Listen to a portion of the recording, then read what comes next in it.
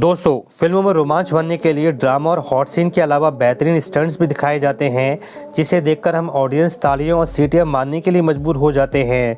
आपने देखा होगा, फिल्मों में स्टंट्स परफॉर्म करने के लिए अक्सर बड़ी बड़ी गाड़ियों में धमाका कर दिया जाता है, उन्हें उड़ते या गिरते हुए दिखाते हैं। ये सब देखकर आपके मन में कभी न कभी ये सवाल जरूर आया होगा कि ये फिल्म निर्माता इतनी महंगी गाड़ियाँ जिनकी कीमत 25 से 30 लाख रुपये होती है, उन्हें मात्र 15 से 20 सेकेंड के लिए सच में उड़ा देते हैं। इसके अलावा फिल्मों में दिखाए जाने वाले डबल रोल कैसे परफॉर्म किए जाते हैं, और क्या आपको पता है मूवीज में दिखाए जाने वाले हेलीकॉप्टर स्टंट्स कैसे परफॉर्म किए जाते हैं? और अगर नहीं तो इस वीडियो को अंत तक जरूर देखिए, क्योंकि आज की इस वीडियो में हम फिल्मी पर्दे का सारा राज खोलने वाले हैं।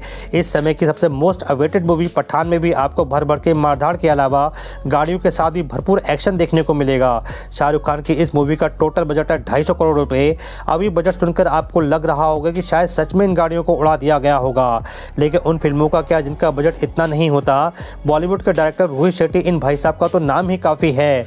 इन्होंने तो गोलमाल और बोल बच्चन जैसी कॉमेडी मूवीज़ में भी गाड़ियाँ उड़ा दी, जिनका बजट भी पठान मूवी जितना नहीं था। तो क्या सच में बड़ी बड़ी गाड़ियों का बजट कुछ सेकंड्स के सीन के लिए उड़ा देते हैं? अब आप में से बहुत से लोग सोचते होंगे ये सब कमाल तो एडिटिंग का होता है। अगर इससे पहले भी आप ऐसा ही सोचते थे तो आपको बता दें कि भाई साहब आप बिल्कुल सही सोचते थे, ये सब कमाल एडिटिंग का ही होता है। फिल्मों में जिन कारों को उड़ते हुए गिरते हुए आप देखते हैं, असल में असली कार होती ही नहीं है। ये उन बड़ी बड़ी गाड़ियों का रेप्लिका, ये आसान भाषा में कहें उन कारों के टॉय मॉडल्स होते हैं।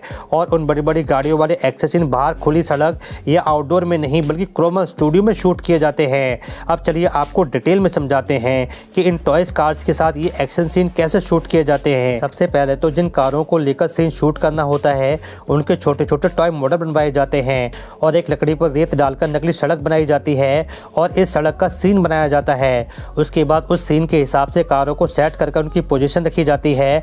अब जिस कार को भी ब्लास्ट करवाना होता है या उछलता हुआ दिखाना होता है या कोई और एक्शन करना होता है, तो उस कार को धागे से बांधकर उसे खींचकर उछाला जाता है और इस सीन को कई एंगल से कैमरे में रिकॉर्ड कर दिया जाता है। एक बार सीन रिकॉर्ड करने के बाद अब बारी आती है एडिटिंग की। एडिटिंग ही वो सबसे बड़ी चीज़ है जो सीन में जान डालती है। एडिटिंग में कार से बंधे हुए धागे को पूरी तरह से हटा दिया जाता है और इस सीन को और भी ज़्यादा रियलिस्टिक बनाने के लिए धूल भी उड़ाई जाती है, जिसे देखने में ऐसा लगता है कि मानो सच में कोई बड़ी गाड़ी उछल रही हो। यह तो हुई कार को उछालने की बात, लेकिन आपने देखा होगा कई बार फिल्मों में, खासकर स्पोर्ट्स फिल्मों में, एक साथ कई कारों को चलते हुए दिखाते हैं। ये सीन भी इन्हीं टॉय कार्स की मदद से फिल्माए जाते हैं।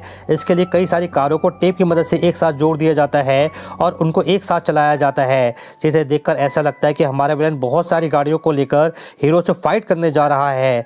अब चलने और उड़ने की बात तो ठीक है, लेकिन ये जलने वाले सीन कैसे शूट किए जाते हैं, जिसमें कार में धमाका कर दिया जाता है। तो इसको शूट करने के लिए हर कार को हरे पर्दे, जिसे टेक्निकल भाषा में क्रोमा फ्रेम कहा जाता है, उसके आगे रख दिया जाता है और कार के अंदर धूप बत्ती जलाकर रख दी जाती है। ऐसा लगता है कि कार से धुआं निकल रहा हो और जिस कार में ब्लास्ट का सीन फिल्माना होता है, उस पर जलता हुआ मोम डालकर आग लगा दी जाती है और कार को सीन के मुताबिक एक दूसरे के ऊपर फेंका जाता है। बाद में एडिटिंग की मदद से ये ब्लास्ट वाला सीन भी तैयार कर लिया जाता है। तो दोस्त, या कुल मिलाकर सारा खेल ग्राफिक्स, विजुअल इफेक्ट का होता है, लेकिन इसको और भी ज़्यादा रियलिस्टिक बनाने के लिए सीन को डिटेलिंग और विजुअलाइजेशन पर बहुत ज़्यादा ध्यान दिया जाता है। इसे देखने में बिल्कुल ऐसा फील हो कि ये स्टंट सच में असली गाड़ी के साथ परफॉर्म किया गया है, न कि किसी टॉय कार की मदद से। सो आपने कुछ मूवीज़ में हीरो को हेलीकॉप्टर से लटकते या उस पर भागते हुए जरूर देखा होगा, खास करके हमारे अक्षय कुमार साहब को। इसके अलावा इंडिया के सुपर हीरो मूवी क्रिश में भी आपने ऋतिक रोशन को एरोप्लेन से लटकते हुए देखा होगा। तो चलिए जानते हैं कि हेलीकॉप्टर के साथ ये सीन कैसे शूट किए जाते हैं। दोस्तों, बात करें क्रिश की, तो इस फिल्म में ऋतिक को प्लेन पर लटकते हुए दिखाया गया था और इसे शूट करने के लिए क्रोमा और वीएफएक्स तकनीक का इस्तेमाल किया गया था। इस तकनीक की मदद से ऋतिक के अलग से शूट किए गए सीन को एडिटिंग की मदद से एक कर दिया गया था, यानी कि दो अलग अलग शूट हुए सीन को मर्ज कर दिया गया था, जिसे देखकर ऐसा लगता था कि ऋतिक प्लेन से लटके हुए हैं, लेकिन सच तो ये कि वहाँ कोई प्लेन था ही नहीं और ये सीन भी स्टूडियो के अंदर ही क्रोमा फ्रेम के सामने शूट किया गया था। और इसके अलावा आपने अक्षय कुमार के जो भी हेलीकॉप्टर सीन देखे होंगे, उनके लिए अक्षय कुमार को लोहे की केबल से बांधा जाता है और उन्हें साथ में पैराशूट भी दिया जाता है। इसके बाद वीएफएक्स और एडिटिंग की मदद से सीन को क्रिएट किया जाता है कि लगता है अक्षय कुमार बिना किसी सेफ्टी के हेलीकॉप्टर लटके हुए हैं। इस सीन को शूट करते समय हेलीकॉप्टर को बहुत कम ऊंचाई पर उड़ाया जाता है और उसकी स्पीड भी बहुत कम रखी जाती है। साथ ही एक्टर के सुरक्षा के सारे इंतजाम भी वहाँ मौजूद होते हैं। इसके अलावा मार धाड़ वाले एक्शन के लिए भी हीरो को केबल से बांध दिया जाता है, जिसकी मदद से वहाँ से हवा में उड़ता हुआ नजर आता है। इस सीन को भी क्रोमा स्टूडियो में गद्दे लगाकर शूट किया जाता है और बाद में एडिटिंग की मदद से गद्दे की जगह सड़क या मैदान का सीन लगा दिया जाता है। ऐसा लगता है कि हमारा हीरो सड़क पर एक्शन कर रहा है। ये तो बात हुई एक्शन की। चलिए अब बात करते हैं फिल्मों की सबसे मज़ेदार चीज़ की, जो है फिल्मों में दिखाए जाने वाले डबल रोल्स। आज के टेक्नोलॉजी के ज़माने में डबल रोल्स फिल्माना सच में कोई बड़ी बात नहीं है। इसके लिए एक्टर के सामने एक स्टैंड रख दिया जाता है और एक्टर उस स्टैंड को अपना हमशक्ल मानकर डायलॉग बोलता है और अपना कॉस्ट्यूम बदलकर स्टैंड की जगह खड़े होकर अपने हमशक्ल का डायलॉग बोलता है और इस सीन को 2 अलग-अलग एंगल से शूट कर दिया जाता है, जिसके बाद सॉफ्टवेयर की मदद से मर्ज कर दिया जाता है। इसे देखने पर लगता है कि पर्दे पर एक ही शक्ल के 2 इंसान आपस में बातचीत कर रहे हैं। या वीएफएक्स और स्पेशल इफेक्ट के अलावा एक्टर की एक्टिंग स्किल में दम होना भी जरूरी है, क्योंकि एक अच्छा एक्टर ही अलग-अलग रोल्स को 2 अलग-अलग एक्सप्रेशन के साथ कर सकता है।